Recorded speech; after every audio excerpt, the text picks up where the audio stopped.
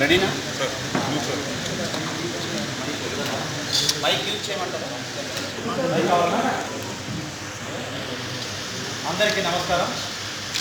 మన కర్నూలు జిల్లాలో జరగబోతున్న గ్రామ పంచాయతీ ఎలక్షన్స్ గురించి గౌరవనీయులు రాష్ట్ర ఎన్నికల కమిషనర్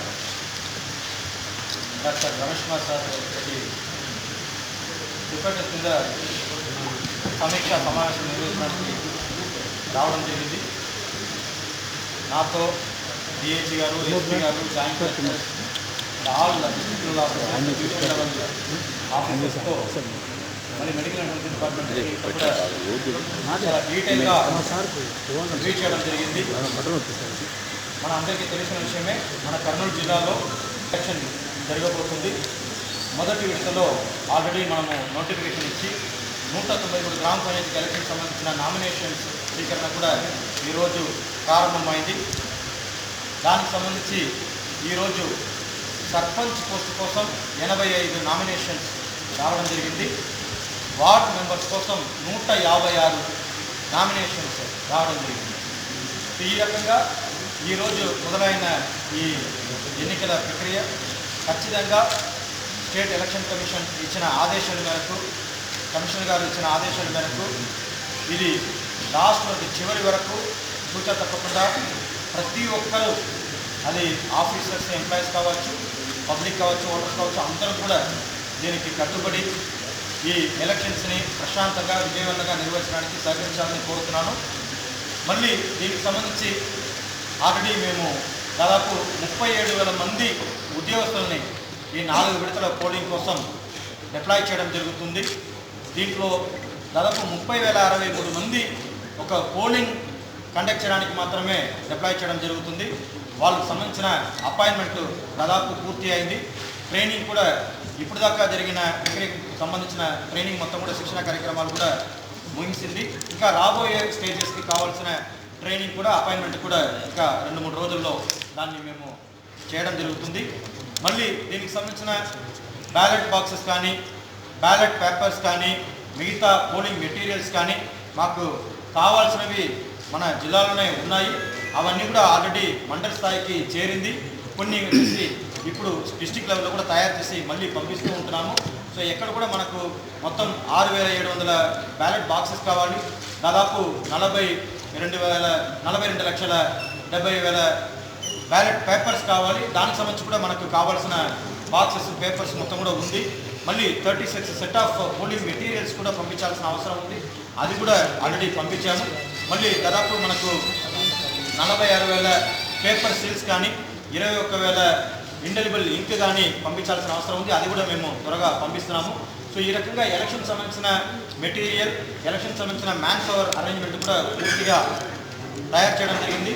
మళ్ళీ వెహికల్ సంబంధించినది కూడా ఆల్రెడీ మా ట్రాన్స్పోర్ట్ డిపార్ట్మెంట్ ద్వారా ఏర్పాటు చేస్తున్నాము. ముఖ్యంగా sensitive polling stations, sensitive villages ఎక్కడైతే మనకు ఈ సమస్యాత్మకంగా మేము ఆల్రెడీ గుర్తించి ఉన్నామో, దాదాపు 380 గ్రామ పంచాయతీలని మేము హైపర్ సెన్సిటివ్గా గుర్తించడం జరిగింది. దానికి సంబంధించి ఆల్రెడీ మేము తగిన చర్యలు తీసుకోవడం జరిగింది. మళ్ళీ దాని గురించి అదనపుగా మన ఎస్పీ గారు చెప్తారు. మళ్ళీ ఎంసీసీని ఎన్ఫోర్స్ చేయడానికి, ఎక్కడైనా వైలెన్స్ జరిగినా ఇమ్మీడియట్గా దాని మీద అటెంప్ట్ చేయడానికి కూడా మేము 53 flying squads, 53 static surveillance teams కూడా ఏర్పాటు చేసి వాళ్ళతో పాటు ఇంకా ఒక 150 మంది ప్రతి ఒక్క టీమ్కి ఇవ్వడం జరిగింది. దాదాపు 212 మంది ఫ్లయింగ్ స్క్వాడ్లో ఉన్నారు, 212 మంది స్టాటిక్ సర్వేలెన్స్ టీంలో ఉన్నారు. వీళ్ళు కూడా ప్రతిరోజు, ఈ రోజు నుంచి కూడా చెక్ పోస్ట్ మొదలైంది. నిన్న నుంచే ఎంసీసీ టీం కూడా వాళ్ళు మానిటరింగ్ కూడా వాళ్ళ పనులను మొదలు చేశారు. మళ్ళీ ఇది కాకుండా డిస్ట్రిక్ట్ లెవెల్లో కమాండ్ అండ్ కంట్రోల్ రూమ్ కూడా జెడ్పీ ఆఫీస్లో ఏర్పాటు చేయడం జరిగింది. దానికి సంబంధించి ఒక టోల్ ఫ్రీ నంబర్ ఇవ్వడం జరిగింది, ఒక వాట్సాప్ మొబైల్ నెంబర్ ఇవ్వడం జరిగింది, ఒక ఈమెయిల్ ఐడి ఇవ్వడం జరిగింది. ఇది 24/7 పనిచేస్తుంది. 3 షిఫ్ట్లో మా ఆఫీసర్స్, ఎంప్లాయీస్ అక్కడనే ఉంటారు. ఎవరైనా సరే, ఏ కంప్లైంట్ అయినా సరే ఖచ్చితంగా వాళ్ళు ఈ కమాండ్ అండ్ కంట్రోల్ రూమ్కి ఫోన్ చేసి చెప్పచ్చు. మళ్ళీ త్వరలో సార్ ఇచ్చిన ఆదేశాల మేరకు ఆప్ కూడా వస్తుంది. దాని గురించి కూడా మీకు తెలియచేయడం జరుగుతుంది. దాని గురించి కూడా మీరు కంప్లైంట్ చేస్తే దాని మీద కూడా మేము అటెంప్ట్ చేయడం జరుగుతుంది. ఇప్పుడు దాకా మనము చేసిన ఈ కమాండ్ అండ్ కంట్రోల్ రూమ్ ద్వారా 2 కంప్లైంట్ వచ్చింది. దాన్ని కూడా ఇమీడియట్గా అటెంప్ట్ చేయడం జరిగింది. ఇది కాకుండా మీడియా సెల్ కూడా మేము మా డిడి ఐఎన్పిఆర్ ఆధ్వర్యంలో ఏర్పాటు చేయడం జరిగింది. ఈరోజు మీ మీడియా పత్రికల ద్వారా దాదాపు 5 అడ్వర్స్ న్యూస్ వచ్చింది. ఆ 5 అడ్వర్స్ న్యూస్ కూడా ఇమీడియట్గా సంబంధించిన తహసీల్దార్కి ఎంపీడీఓకి పంపించేసి దాని మీద చర్యలు తీసుకోవాలని చెప్పేసి ఆదేశించడం జరిగింది. వాళ్ళు వెంటనే చర్యలు తీసుకుని దానికి సంబంధించిన యాక్షన్ టేకన్ రిపోర్ట్ కూడా మాకు పంపించడం జరిగింది. సో ఆ వివరాలు మొత్తం కూడా డైలీ జరుగుతున్న ప్రతి ఒక్క వివరాలను కూడా మీడియాకి పంపించడానికి కూడా మా డిడి ఐఎన్పిఆర్ ద్వారా మీకు రిపోర్ట్ పంపించడానికి ఏర్పాటు చేయడం జరిగింది. అది కూడా జరుగుతూ ఉంటాయి. సో ఈ రకంగా పూర్తిగా ఈ గ్రామ పంచాయతీ ఎన్నికలని విజయవంతంగా ప్రశాంతంగా మన జిల్లాలో నిర్వహించడానికి అన్ని రకాల ఏర్పాట్లు చేయడం జరిగింది. మేము సిద్ధంగా ఉన్నాము. ఖచ్చితంగా మీ యొక్క సహకారంతో ఖచ్చితంగా ఈ ఎలక్షన్ని విజయవంతంగా నిర్వహిస్తామని తెలియజేస్తాం. ఇప్పుడు ఎస్పీ గారు పోలీస్ డిపార్ట్మెంట్ సంబంధించిన వివరాలని తెలియజేస్తారు. Honorable SAC, ADG training and all the officers, media అందరికీ నమస్కారం. కర్నూలు జిల్లా పోలీస్ యంత్రంగా 4 ఫేజ్ ఎలక్షన్స్కి సరిపోయే విధంగా సరైన బందోబస్తు రన్అప్ టు ద ఎలక్షన్స్ ప్రక్రియ ఏముందో దాన్ని బాగా పకడ్బందీగా ఎలక్షన్ నోటిఫికేషన్ అయిన రోజు నుంచి మేము జిల్లాలో అమలు చేస్తున్నాము. ముఖ్యంగా ఎలక్షన్ ప్రాసెస్కి ఎలక్షన్ ఇంటిమిడియేటర్స్ అని ఏం చెప్తామో మనము ప్రలోభానికి పాల్పడే వ్యక్తులు ఎవరైనా ఉంటే వాళ్ళందరినీ ఐడెంటిఫై చేసి ముందస్తు చర్యల భాగంగా జిల్లా వ్యాప్తంగా బైండోర్ అనేది మొదలుపెట్టాము. ఈ 3 రోజులు 2684 మెంబర్స్ని బైండోర్ చేయడం జరిగింది. ఎలక్షన్లో మద్యం పొరుగు రాష్ట్రం నుంచి మన కర్నూలు జిల్లానికి పొరుగు రాష్ట్రం అంటే కర్ణాటక మరియు తెలంగాణ నుంచి మద్య సరఫరా అరికట్టడానికి 10 ఇంటర్ స్టేట్ చెక్ పోస్టులు ఏర్పాటు చేయడం జరిగింది. అలాగే ఇంటర్ డిస్ట్రిక్ట్ 5 చెక్ పోస్టులు ఏర్పాటు చేశాము. ఈ ఎలక్షన్ ప్రాసెస్ కోసమే స్పెషల్ ఎన్ఫోర్స్మెంట్ బ్యూరో కింద 6 స్పెషల్ టీంను కూడా ఫామ్ చేయడం జరిగింది. అదేవిధంగా 53 static surveillance teams, so 53 flying squads కూడా 24/7 జిల్లాలో పనిచేస్తున్నాయి.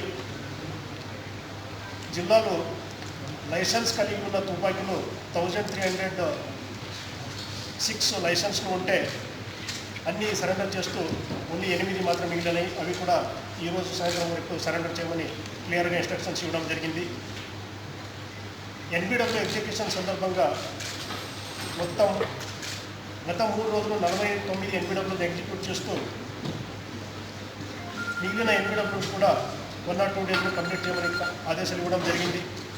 ముఖ్యంగా ఫ్యాక్షన్ ప్రభావిత గ్రామాల మీద విశేషంగా నిఘా పెడుతూ 53 గ్రామాన్ని జిల్లాలో ఫ్యాక్షన్ ప్రభావిత గ్రామంగా మేము గుర్తించాము. దాన్ని కేటగిరీ 1, 2, 3 ఇలాగా 4 కేటగిరీ కింద డివైడ్ చేసుకొని ప్రతి ఒక్క ఫ్యాక్షన్ ప్రభావిత గ్రామంలో ఇప్పటి నుంచే పికెట్, తర్వాత ఎలక్షన్ రోజు నామినేషన్ ప్రాసెస్లో సరైన బందోబస్తు కూడా ఏర్పాటు చేయడం జరుగుతుంది.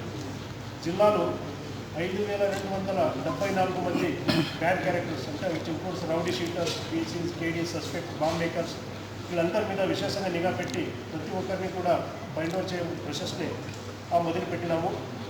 ఇంకా బందోబస్తుకి సంబంధించి చెప్పాలంటే మొదటి పేజీగా జిల్లాలో 2720 పోలీస్ పర్సన్స్ బందోబస్తులో డిప్లాయ్ చేయడం జరుగుతుంది. మన జిల్లాలో అందుబాటులో ఉన్న సిబ్బందితో ఈ బందోబస్తు ఏర్పాటు చేసుకోవడం జరుగుతుంది. మనకి 4592 మంది పోలీస్ పర్సన్స్ జిల్లాలో phase 2 కోవిడ్ వ్యాక్సినేషన్లో పాల్గొనాల్సిన అవసరం ఉంది. కాబట్టి election as well as Covid programs will go together. ప్రశాంతంగా ఎన్నికలు జరపడానికి పోలీస్ యంత్రంగా కంటెస్ట్ చేసే క్యాండిడేట్స్ ప్రతి ఒక్కరికి కూడా మేము సెక్యూరిటీ ఇవ్వడానికి రెడీగా ఉన్నాము. గౌరవనీయ ఎస్సీసీ గారు చెప్పినట్టు షాడో టీమ్స్ ఎలక్షన్ మార్గదర్శి కాకుండా ప్రభావిత చేసే వ్యక్తులు ఎవరైనా మా దృష్టికి వస్తే ఖచ్చితంగా అందరి మీద షాడో పార్టీ పెట్టి వాళ్ళంతా ఖచ్చితంగా అలాంటి యాక్టివిటీస్ మేము కరెక్ట్ చేస్తాము. Night halt faction leader villages అనేది కంపల్సరీగా ఎలక్షన్ కంప్లీట్ అయ్యే అలాంటి గ్రామాలు పల్లె నిద్ర అలాంటి కార్యక్రమం కూడా చేపడతామని ముఖ్యంగా మేము తెలియజేస్తాము. Thank you.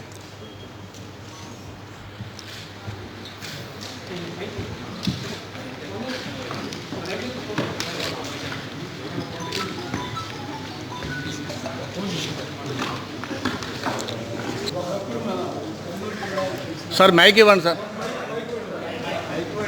ఇప్పుడు మనం కర్నూలు జిల్లాలో చూసినప్పుడు కోవిడ్ నేపథ్యంలో చాలా ఆందోళనకరమైన పరిస్థితులు ఉన్నారు.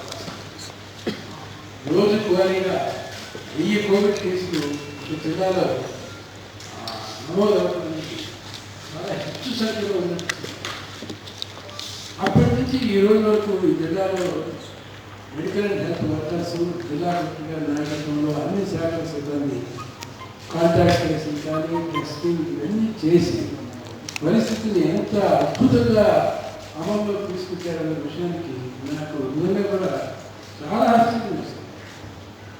ఈ రోజుకి కేవలం సింగిల్ డిజిట్ ఫిగర్స్లో కర్నూలులో ఉండేది మనం చాలా సంతోషకరమైన విషయాన్ని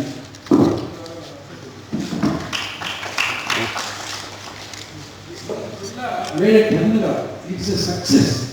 This is one of the best success stories in COVID management. I really congratulate. 1000 కేసుల నుంచి కేవలం వేల రకమైన సంఖ్యలో ఇది రావడం అనేది చాలా బాగుంది.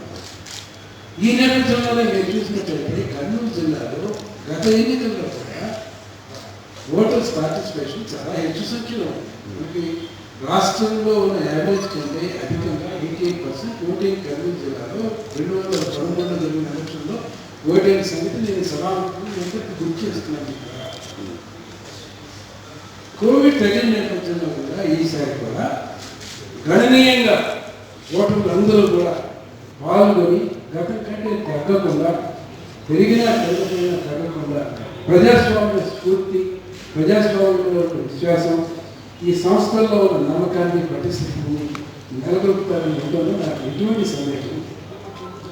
జిల్లా యంత్రాంగం కూడా ప్రతి ఒక్క సందర్భంలో కూడా మంచి ఏర్పాటు చేశారు.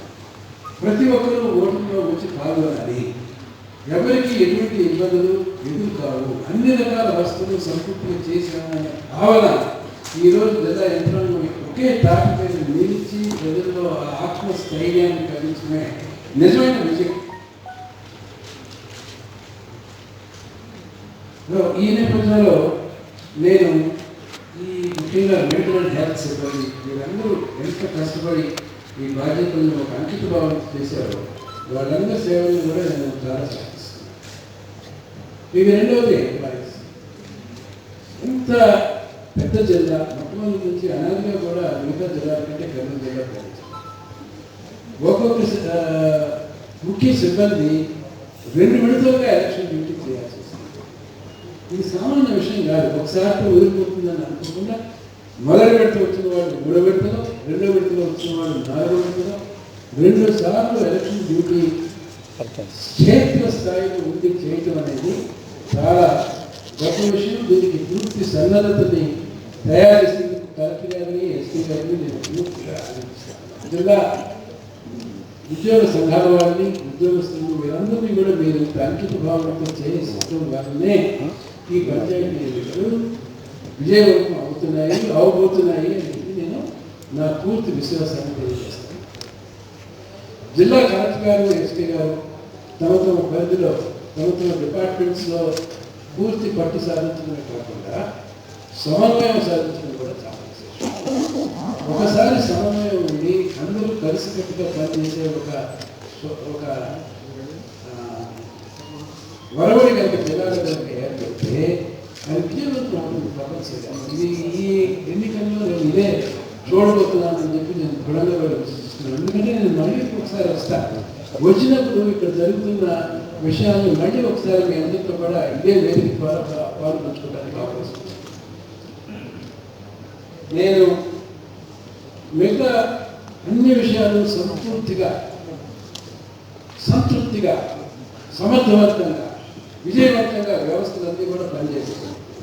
అది ట్రైనింగ్ కావచ్చు, కావాల్సిన ఏర్పాట్లు కావచ్చు, దీనికి కావాల్సిన అనేక రకాల లాజిస్టిక్స్ మేనేజ్మెంట్, ప్రతి ఒక్క విషయాన్ని ఏ ఏర్పాటు లేకుండా, ఏ ఒక్క విషయంలో అలక్ష్యం లేకుండా ప్రతి ఒక్క విషయాన్ని కూడా నట్స్ అండ్ బోల్ట్స్ అంటారు. ప్రతి దాని మీద పూర్తి నియంత్రణ ఉంది. కాబట్టి నేను నా పర్యటన కర్నూలుకి విజయవంతం అయిందని చెప్పి నేను భావిస్తున్నాను. ఇది విజయవంతం చేసింది కలెక్టర్ గారు చేశారు. అందుకనే మంచి దృక్పథంతో, మంచి ఇంప్రెషన్తో కాన్ఫిడెన్స్తో ఆత్మవిశ్వాసంతో నేను ఈ జిల్లా నుంచి ప్రధానంగా లిక్కర్ ఇది చాలా దుష్ప్రభావం, ఎంతో కాలం నుంచి వచ్చిన ఒక విష సంస్కృతి. ఇది ఒక అంతర్భాగం అయిపోయింది. ప్రతి ఎన్నికల్లో కూడా ఈ మద్యం కంపెనీ ఇది ఈ పరిస్థితుల్లో నాకు మెల్లిగా వస్తుంది, ఒక రోజులో వచ్చేది కాదు, నాకు తెలిసింది. కాకపోతే ప్రజల్ని ప్రలోభాలకి దూరంగా ఉంచవలసిన అవసరం మనకు ఎంతైనా ఉంది. ఈ ప్రలోభాలకి దూరంగా ఉంచడానికి దీనికి ఒక కార్యనిర్వహణ ప్రణాళిక వాళ్ళు చక్కగా ఏర్పరుచుకున్నారు. అంచేత ఈ ప్రలోభాలకి ప్రజలు దూరంగా ఉండి స్వచ్ఛంగా ప్రలోభాలు నవ్వకుండా ఓటు వేయడంలో కొంత మేరకు ఇంత ముందు కంటే విజయం సాధిస్తారని చెప్పి నాకు ఖచ్చితంగా నమ్మకం ఉంది. ఇకపోతే ప్రధానంగా మాట్లాడుకోవాల్సింది ఇప్పుడు రాష్ట్ర వ్యాప్తంగా ఒక ఆందోళనకరమైన వాతావరణం నడుస్తుంది. నిన్న రాష్ట్రంలోని మేజర్ పొలిటికల్ పార్టీ లీడర్స్ అందరూ కలిసి వేరు గవర్నర్ గారి దగ్గరికి వెళ్ళారు. గవర్నర్ గారికి వెళ్ళి వాళ్ళు వ్యక్తం చేసిన ఏకాభిప్రాయం ఏంటి? నాకు ఇది కొత్తగా ఒక ఏకగ్రీవం అంటూ ఒక బూచిని చూపిస్తున్నారు. దీనివల్ల మా మనసులో అనేక సందేహాలు వస్తున్నాయి. ఈ ఏకగ్రీవాలతో బలవంతపు ఎన్నికలు జరపాలి అని ఒక కుట్ర, దీని గురించి ఒక పడతో రచించారేమో అనే ఆందోళన ఉంది. దానికి తగ్గట్టుగా నిన్న ఒక పెద్ద ఎత్తున ప్రకటనలు రావడం వచ్చిన నేపథ్యంలో ఈ ప్రకటనలన్నీ కూడా వారి గవర్నర్ గారి ముందు పెట్టి ఎలక్షన్స్ ముందు ఈ ప్రకటనలు ఏంటి, ఇది ఎవరు చేశారు, ఇది బాధ్యతాయుతంగా ఉందా, దీనికి మీరు స్పందించాలి అని చెప్పి చెప్పడం కూడా ఇది నా దృష్టి కూడా వచ్చింది. నిజమే ఈ ప్రకటనలు వచ్చాయి. పంచాయతీరాజ్ డిపార్ట్మెంట్స్ ఇది ప్రత్యేకంగా ఇచ్చిన ప్రోత్సాహం కాదు, నుంచి ఉన్న ప్రోత్సాహాలు. దీనికోసం ఇంత పెద్ద ఎత్తున ఒక ప్రకటన తయారు చేసి ప్రస్ఫుటంగా దాన్ని తీసుకొచ్చి దీన్ని అంతా చేయాల్సిన అవసరం లేదు. ఎలక్షన్లు వచ్చిన తర్వాత ఎలక్షన్కి సంబంధించిన ఏ విషయమైనా అది ఎలక్షన్ కమిషన్ నియంత్రణలోనే ఉంటుంది, ఉండాలి, ఉండబోతుంది. దీనికి విరుద్ధంగా ఈ ప్రకటన రావడం నేను వాకప్ చేసి ఇది కమిషనర్ ఐడెంటిటీఆర్ ఇచ్చారు అని చెప్పి తేల్చి నిర్ధారించి నేను ఆయన సంజాయిషి కోరాను. నేను సంజాయిషితోనే కాదు, ఆయన మీద చర్య కూడా తీసుకుంటానని చెప్పి నేను ప్రకటిస్తాను. ఆయనకి విస్పష్టమైన ఆదేశాలు కూడా ఇచ్చారు. ఇక మీదట ఇటువంటి దుందుడుకు చర్యలు చేపట్టద్దు, ఇటువంటి అడ్వర్టైజ్మెంట్స్ చేపట్టడం వల్ల అపార్థాలు వస్తున్నాయి. మీరు ఇటువంటి అడ్వర్టైజ్మెంట్స్ ఇలాంటివి చేపట్టే ముందు వీటిగా ఎలక్షన్ కమిషన్ సంప్రదించాలి. మీ సొంతగా మీకు ఎలక్షన్ దీని గురించి ఇట్లాంటి అడ్వర్టైజ్మెంట్ చేయడం బాధ్యత రైతులు కూడా నేను ఒక నిర్ణయం. ఎలక్షన్ కమిషన్కి నిర్దిష్టమైన అభిప్రాయాలు ఎన్నికల ఈ పార్టీలో ఉన్నాయి. ఇంతకుముందు కూడా నేను వ్యక్తం చేశాను. జిల్లా కలెక్టర్స్తో ఎస్పీతో వీడియో కాన్ఫరెన్స్లో మాట్లాడాను. 2006లో ఇక్కడ 18% ఉండేది, 2013కి వచ్చేసరికి 14% తగ్గింది. ఎప్పటికైతే అవేర్నెస్ అయితే వస్తుందో, ఎప్పటికైతే ప్రజల్లో స్పందన పెరుగుతుందో, అవగాహన పెరుగుతుందో, ప్రజల్లో ఈ వ్యవస్థలో పాలు పంచుకోవాలి అనే ఉత్సుకత ఏదైతే పెరుగుతుందో, ఏకగ్రీవాలు తగ్గుముఖం పట్టడం అనేది సహజంగా జరిగేదే. అదే కాలంలో జరిగింది. ఇది మనం గమనించి చూడదగిన విషయం. కాకపోతే సామాన్యంగా ఉండే ఏకగ్రీవాలు వేరు, అసామాన్యంగా ఉండే వ్యవహారాలు వేరు. సామాన్యంగా కొన్ని ప్రాంతాల్లో ఉండే ప్రజలు కానీ, అక్కడ ఉండే స్థానిక పరిస్థితుల వల్ల కానీ, అక్కడ ఉండే ఆదర్శ భావంగా ఉండే కొంతమంది వ్యక్తుల్ని రంగంలో తీసుకురావడం ద్వారా కానీ, వాళ్ళందరినీ ప్రతిమాని మీరు ఈ నాయకత్వం చేపట్టాలి అని బలవంతంతో మించి ఏకగ్రీవాలు చేయడం సరైన సంస్కృతి. అవి కొద్దిపాటి పరిధిలో జరుగుతుంటాయి. దాన్ని మేము అడ్డుపట్టలేదు. ఎలక్షన్ కమిషన్ దాన్ని తప్పదని అనుకోవట్లేదు. ఆ మేరకు ఎప్పుడూ ఉండాలి. ముందు ఎలక్షన్లో ఉన్నాయి, ఈ ఎలక్షన్లో ఉంటాయి, ముందు ఎలక్షన్లో కూడా. కానీ బలవంతంగా చేసిన ఈ పంచాయతీలు చేసి బలవంతంగా ఒప్పించి ఎవరైతే ఉత్సాహంతో పోటీ చేయాలన్నారో వాళ్ళందరినీ ప్రలోభ పెట్టి, భయపెట్టి, భయాన వాళ్ళని ఎలక్షన్లో పాల్గొనకుండా చేసి, కట్టడి చేసి, నియంత్రణ చేసి, అధికార దుర్వినియోగం చేసి, దాని ద్వారా కనుక మీరు కనుక ఏ ఏకగ్రీవం తీసుకొస్తే దాంట్లో నైతికత లేదు, చట్టబద్ధత లేదు, అది ఏమాత్రం సమర్థనీయం కాదు, ఇది గర్హనీయమైన విషయం అని నేను నిష్కృతంగా మీ ద్వారా చెప్తాను. అందుచేత నేను జిల్లాలో అధికారులందరికీ ఏం చెప్పానంటే, ఇది ప్రజాస్వామ్య వ్యవస్థ భిన్న అభిప్రాయాల వలన బాధపడుతుంది, ఒక అభిప్రాయం కాదు. మనుషుల్ని నోరు నొక్కడం ద్వారా ఏకాభిప్రాయం తీసుకురావడం కాదు, భిన్నాభిప్రాయాల నుంచి ఏకాభిప్రాయాన్ని తీసుకురావాలి, సమన్వయం దాకా తీసుకురావాలి. నలుగురు కలిసి కూర్చుని 4 విషయాలు చర్చించుకుని విభిన్న దృక్పథాన్ని ఏకీకృతం చేయాలి. అది ప్రజాస్వామ్యం అంటే. అలా ప్రజాస్వామ్యం బలపడుతుంది. కానీ బలవంతంగా మీరు ఏకగ్రీవాలకు వెళితే మీ ఊరికి లాభం జరుగుతుంది, లేకపోతే ఏకగ్రీవాల్లో లేకపోతే మీ విలేజ్ మీ గ్రామాలు వెనకబడిపోతాయి అంటాం విడ్డూరమైన వాదన. ఈ వాదనలో ఏమాత్రం నచ్చలేదు, ఈ వాదనలో ఎటువంటి నైతికత లేదు. ఈ వాదనను నేను ఖండిస్తున్నాం. ఎలక్షన్ కమిషన్ ఖండిస్తున్నాం. మేమే ప్రతి ఎలక్షన్ కమిషన్ ఖండిస్తున్నాం. ఇటీవల కాకుండా ఎన్నో ప్రాంతాల్లో ఎలక్షన్ జరిగాయి. ఇక్కడ ఎవరు ఇటువంటి విడ్డూరు వాదన తీసుకొచ్చి రాజస్థాన్లోనూ, కర్ణాటకలోనూ, కేరళలోనూ, అనేక మహారాష్ట్రలో జరిగాయి, తెలంగాణలో జరిగాయి. ఇక్కడ ఏకగ్రీవాలు అని చెప్పేసి ఎవరు ఒక నినాదంతో ముందుకు పోవడం అనే ఒక విశ్వ సంస్కృతిని ఎవరు చూడలేదే. ఇక్కడ విడ్డూరంగా ఉంది. అందుచేత ఇంతటితో దీనికి ఒక ఫుల్ స్టాప్ పెట్టడం మంచిది అని చెప్పి నేను అంటున్నాను. సాధారణంగా జరిగే ఎన్నికలు సాధారణంగా జరగనివ్వండి. దీంట్లో అనవసరంగా వేలు పెట్టి దీన్ని ఇక్కడున్న మంచి వాతావరణాన్ని వీటిని పరిశుద్ధి చేయొద్దు, ప్రజల్ని భయప్రాంతం చేయొద్దు. ప్రజలు ఎన్నికల్లో పాల్గొనాలి. ప్రజలు ఎన్నికల్లో పాల్గొనడం ద్వారా సామాజిక నాయకత్వం వస్తుంది. ఇటువంటి సామాజిక నాయకత్వం వచ్చినప్పుడు వ్యవస్థలు బలపడతాయి, వ్యవస్థలకి నిధులు వస్తాయి, సరైన నాయకత్వం వస్తుంది, సామాజిక దృక్పథం వస్తుంది. బలహీన వర్గాల వారు, ఆడవారు, ఇలాంటి వారు ఈ సంస్థల్లో అధికారాన్ని చేజిక్కించుకుని వాళ్ళు ప్రదర్శించే నాయకత్వ పటిమ సమాజానికి అవసరం. అటువంటి ఆశావాహుల్ని మీరు వాళ్ళ ఆశయం మీద మీరు సంధించాలి.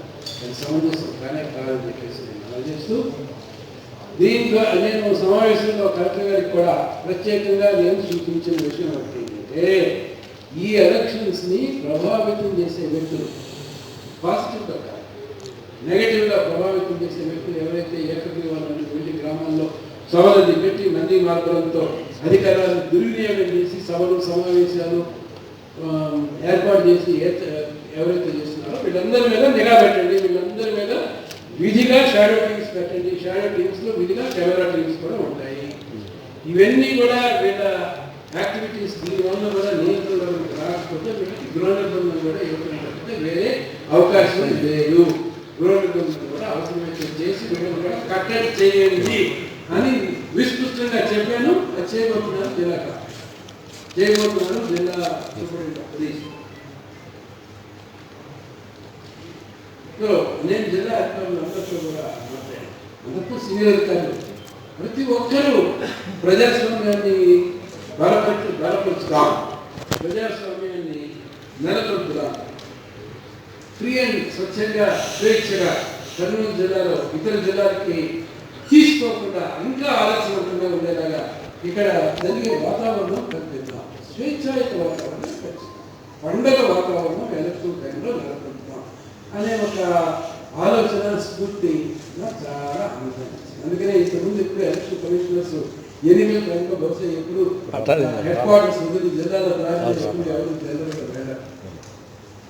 హెడ్ క్వార్టర్స్లో 4 ఊరు మధ్యలో ఉంది పిచ్చాపాటి, లేకపోతే ఏదో ప్రచార మాధ్యమాల ద్వారా ఏదో మాట్లాడుతుంటారు. కానీ వాళ్ళ క్షేత్రస్థాయిలో ఏం జరుగుతుంది అని తెలుసుకోవాలనే ఉత్సుకత కూడా ప్రదర్శించారు. కానీ వచ్చినందులో క్షేత్రస్థాయిలో జరుగుతున్న విషయాలు తెలుసుకుంటే అపూర్వమైన ఆనందం కూడా వస్తుందని చెప్పి నేను మనం చేస్తున్నాను. దీంతో పాటు టెక్నాలజీని కూడా కొంచెం యూజ్ చేయాలి. దీని గురించి తుది చర్చలు జరుగుతున్నాయి. ఒక మంచి యాప్ని తీసుకొని కాల్ సెంటర్ పెడతాం. ఎవరైతే యాప్ని ఉపయోగించి వారి కంప్లైంట్ రిజిస్టర్ చేస్తారో దానికి ఒక కాల్ నెంబర్ వస్తుంది, దానికి ఒక కాల్ సెంటర్ ఉంటుంది. కాల్ సెంటర్ వ్యవస్థ ద్వారా జరుగుతున్న విషయాలన్నీ కూడా మనం దృష్టి వస్తాయి. యాప్ వచ్చినా కూడా ఏదైనా పాత్రికేయులు మీరు చేసే ముఖ్యంగా ప్రింట్ అండ్ ఎలక్ట్రానిక్ మీడియా ద్వారా వచ్చే ఫీడ్బ్యాక్కి ఏది సబ్స్టిట్యూట్ కాదు.